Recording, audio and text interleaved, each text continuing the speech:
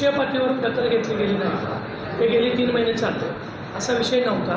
आमच्या पक्षाचं धोरण ज्यावेळेला एखादा उमेदवार उभा राहण्यासाठी लोकसभा असेल, विधानसभा असेल, अनेक इच्छुक असू शकतो. इच्छुकांची संख्या किती असली तरी जिल्ह्याचा निर्णय घेण्यासाठी आमची पक्षामध्ये कोर कमिटी आहे. या कोर कमिटीमध्ये एकमताने निर्णय झालेला होता आणि त्या कोर कमिटीचा निर्णय हा तात्कालीन आमच्या सगळ्यांच्या वतीनं ज्येष्ठ म्हणून विलासराव जगताप साहेबांनी प्रेसला सांगितलेलं होतं. त्या बैठकीमध्ये असं ठरलेलं होतं, जे विलासराव जगताप साहेबांचे शब्द होते की ही कोर कमिटी एकमतानं असा ठराव पारित करीत आहे की प्रदेश आणि देश पातळीवरचं भारतीय जनता पार्टीचं मध्यवर्गीय कार्यालय जो उमेदवार देईल त्याच्या पाठीमागं भारतीय जनता पार्टीचे सगळे पदाधिकारी एक दिलानं उभा राहतील असा कोर कमिटीचा निर्णय होऊन तसा ठराव प्रदेश पातळीवर आम्ही पाठवलेला होता.